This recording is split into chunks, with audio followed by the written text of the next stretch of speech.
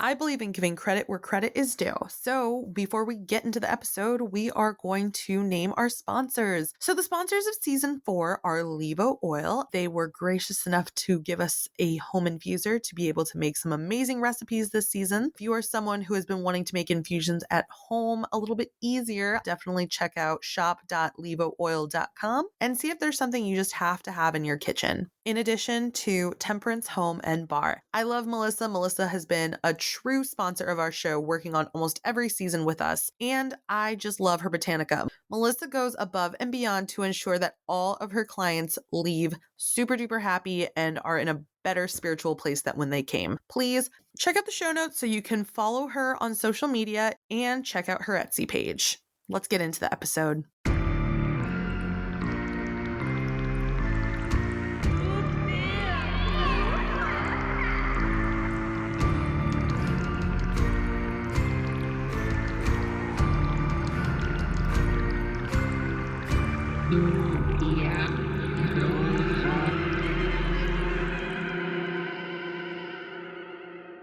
You're listening to another episode of Tutia Bruja. So today, before we start the episode, I'm going to do a couple of different orders of business.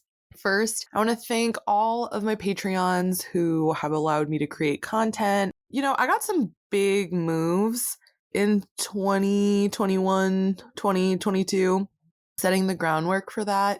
So just know that if you are a Patreon subscriber, you are ensuring that this content keeps happening because y'all, this is a labor of love. Like, you know what I mean? Like I have to do a lot of things to make this show happen, and it's just me.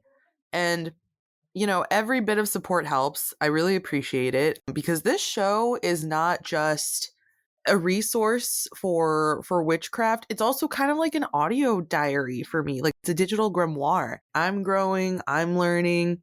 I typically go into these interviews with somewhat of an understanding of the particular topic. And how do I break it down for people who might not know? And I just go from there. And then we talk and typically there's like a talking period before the show. There's a little bit of a talking period after the show. Y'all just get the thick of it. So I've learned so much because of the show. Like I do this also because I like to learn. I like to have conversations. I like to learn about random facts pertaining to our history. I love being Mexican American because I love being able to have such a rich history. Like I have the indigenous Mexican, African, Spanish stuff, and I've truly been, digging deep into that. I've been to Mexico quite a few times and I continue to explore the land. Especially now as an adult, I have a lot more connection to it than when I was a kid. I think when I was a kid, I was more in touch with the spirit parts that really scared me. But now it's such a beautiful culture. It's such a beautiful land. The food, there's so many things about Mexico that if you've never been, I wish you could experience it. It's just, I think Mexico is one of the most amazing places I've ever been in my life. And I've been in a lot of places. And it's just something about there. I just can't explain it. It's just so full of life.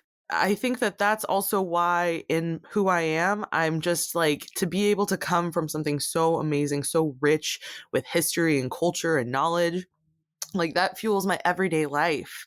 I am so happy and passionate and excited and ready to learn and take on the day and ready to fight for justice. Like that's who I am. I'm firing on all cylinders. You know what I mean? And I truly appreciate the little smart kid, inside of me feels validated. And I want to create the show in the world that I want. And I want a show where I don't necessarily know what I'm going into, but this is what we're doing. And it's like throwing spaghetti at a wall. And sometimes it sticks and sometimes it doesn't.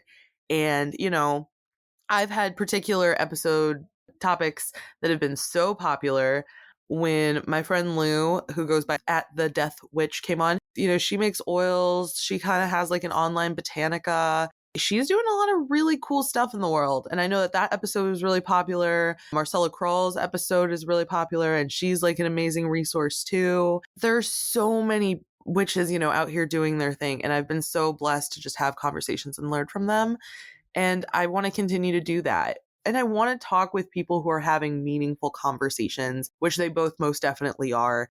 And I also feel like there are elders, they're very wise and they've carried knowledge with them. We are just following in the footsteps of all these amazing witches and amazing magical humans who came before us. And I'm just hoping to do my part in connecting people. And I'm just hoping to do my part in educating people a little bit and growing along the way. So I really appreciate everyone who contributes, everyone who listens. Just thank you so much. And in saying all this, as I'm learning and as I'm growing, I'm learning my boundaries.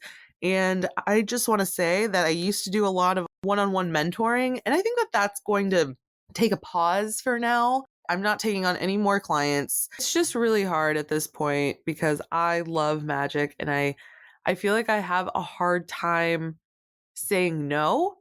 And so I'm just kind of running myself ragged, and I've been fortunate enough to not be ripped off. People always do compensate me for the time, but honestly, I shouldn't have to flag you down to pay me for the session. It's just bad hygiene, I think, to seek out a witch and to, force them to do all this emotional labor for you. Because I don't know if you realize this, but when you go to a witch and you're asking for spiritual help, we're holding space for your soul. We're holding space for you and your soul. And it's really hard to concentrate on all the things I have to concentrate every day when people are asking me the basics. And there's nothing wrong with needing to know the basics. I'm not trying to be disrespectful to those who are just starting their journey. But listen to some of my earlier podcasts, start to read. I have decided if you're looking for someone to help you find resources, by all means, my Patreon, there is the Mas Brujeria tab. I haven't really been doing a whole lot with my Patreon until recently. And now I feel like I'm slowly gaining a flow. I think I want to start doing gatherings on the full moon called Luna Llena Unions. And I think that I want to allow people to come together and learn. It's cool because right now, so far, everyone in the group is Mexican American. And that is really amazing. And I love this space so much because I think that being Mexican American is kind of tough because you're not always necessarily accepted by Mexicans completely, and you're not necessarily accepted by Americans completely. Like, it's the nuance of people not really understanding you from either side. And that's really tough. I mean, I call it the Selena complex. And I feel like she's the best example, because she didn't speak Spanish, but she, started to learn and was able to sing in Spanish and was able to do so many things and just break out and be such a talent and such an amazing representation of the things that Mexican Americans can do. But her life was cut short, as we all know. So it was all sort of stopped. And I feel like sometimes as creative people, we haven't really moved past Selena in a lot of ways. Like, we have, but we haven't.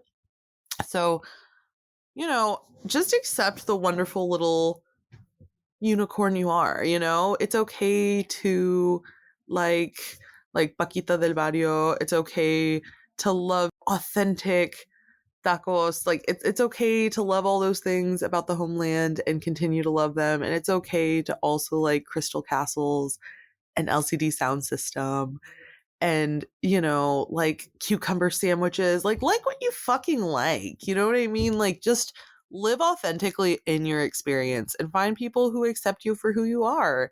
I think that that's something that we have to like come to with time, right? Is like, we have to figure out that sometimes when you want to be your authentic self, you have to like shed things and people and just spaces that like didn't really feel like home to you once upon a time, but you had to coexist in them. So we're all growing, we're all living. This season's been about cannabis, and that's another thing that like is very popular on my Patreon is I've been doing all the different recipes. So one thing I want to talk about to kind of wrap up this episode, because I do think sharing experiences is important.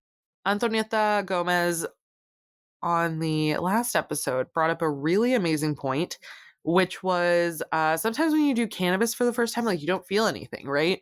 You might feel some of the effects. You might feel hungry, you might feel, but it doesn't all like kick in. You don't get that, aha, this is why people enjoy it. Because sometimes the dosage isn't right. It's a lot of things. My suggestion is, again, always make sure that you talk to someone who can recommend the dosage, especially if you're trying to indulge for pain, especially if you're trying to make edibles. You really have to go in with a little bit of knowledge. So, again, I'm going to include a calculator in the show notes so you can learn how to do that. So, the first time that I did cannabis, I was 13, which I recognize is way too young. But I was 13 years old, and I was sort of just like, okay, I want to do this. I want to try this. I'm curious about this plant. So my friend, who was also a part of the Alphabet Mafia, they were like, hey, I think it was their uncle indulges in cannabis. I can find us some to try it. And I was like, okay, cool. We were in their backyard.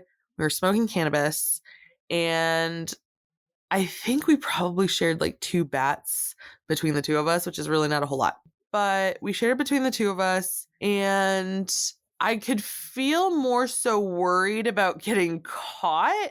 So it definitely made my paranoia and my anxiety hike up a little bit. And so we were outside smoking, and there was a pine tree, and we just wanted it to smell more pine tree-y. So then we decided to spray like a Glad, like a aerosol air spray, because we were like, okay, it just has to smell like pine trees. And so then we just chilled out, laid out, kind of watched the clouds go by. And after that, their grandmother, their uncle, so they came back and we were having dinner. They invited me to have dinner. And I could tell that I was just on high alert, worried that they were going to know. I'm like, can they smell it on me? Can they smell it on me? I was really worried. And at one point I was like, excuse me. And I was definitely I say, excuse me, there was no reason for me to, like, there was plenty of space for me to get around. I think I was just being more awkward. And the uncle started to be like, y'all are acting kind of weird. And his grandmother, love her to death, came to my defense and was like, no, that's just called being polite. You're not familiar with that. Dead. I was dead. So I just, I'm sorry. And then I just like shut up, and I feel like he knew, but he just like wasn't going to call us out, because if he called us out, he was going to call himself out. Pretty soon after that, I just like walked home, because by that point, anything that I had, taken in had like faded. Yeah. So that was my first time indulging in cannabis. One of my best friends, like, she's been my best friend since we were 13. We were college roommates. I think that one of the stories that I want her to share, one of the times that's just so ridiculous, we indulged in cannabis together. So that's going to be something that you can look forward to on my Patreon. In addition to that, if you want to hear a lot more of the uncensored stories that sort of happened to me in college, definitely check out my Patreon. I'm going to start having a lot of exclusive episodes. If you really do like and enjoy the show, and you want to support in some way and take in some of the extra content I'm creating, head over there. Like, right now, the muse is speaking to me, and I love creating free content and this resource for people, but I also got to get paid for my art, y'all. And if you want to support, if you want to like help me on my nights where I have to stay up late editing, with the nights where I'm trying to just lock down some information, please, by all means, look at the places where you can drop some tips in the show notes. Thank you for listening. I appreciate you. I value you. I'm glad that we're learning together, and I hope that you keep listening. Thanks. Bye.